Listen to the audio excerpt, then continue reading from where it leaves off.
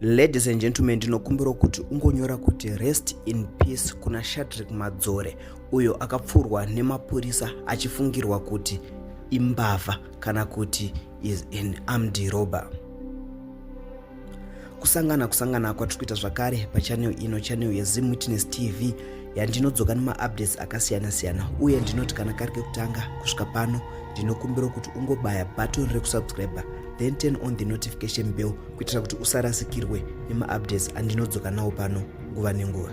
Murume wechidiki ane 29 years dzekuberekwa anonzi iye Shadrack Madzore akaurayiwa nemapurisa mushure mekunge mupurisa afaya 2 mabara ayo akanomurova apo ainge akagara mungoro yemota yaifungidzirwa kuti imota yema-armed robbers mumugwagwa unobatanidza masvingo neBedbridge muRutenga.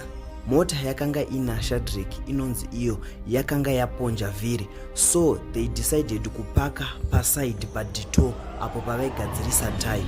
Vapedza kugadzirisa tai vakasimuka, asi kusumuka kwavanga vakuita pakasvika eToyota Probox yakanga isina maplates.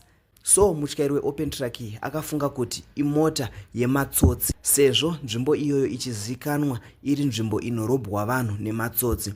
So driver weopen track akamhanyisa mota akatanga kutiza.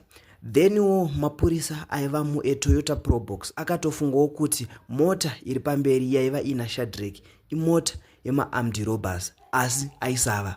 So Shadrack aiva akagara kumashure kungoro kuya.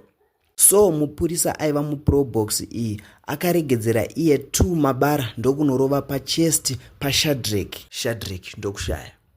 Ladies and gentlemen, zvinhu zvinosuwisa kuti pavanhu vaiva neopen track hapana aiva an armed robber, asi vanhu vaitozvifambirawo zvavo. So polisi yakafunga kuti vanhu ava matsotsi, then ndokufaya mabara.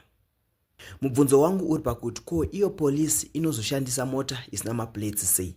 Inozoshandisa Probox sei? Nekuti inini sekuziva kwanguwo kupolisi maProbox chaiwo anonzi angaite mapatrol hakuna. Ko why kuzotanga kufaya mabara ipo pasina pano pamambonzwa kuti pabiwa? Muri Zimbabwe ndinokumbira kuti ungomhanya mucomment section utiudzewo zvamunofunga pamusoro penyaya iyi, asi usakanganwe kunyora kuti rest in peace kuna Shadrack. Muri Zimbabwe sekuziva kwenyu kuti mazuva ano nyaya dzedu tikufamba nadzo dziri mbiri. So in another story pane chiprofita chaprofitwa icho naDr. Ian Ndlovu vachitaura ivo about the upcoming demonstration iroda kuitika munyika.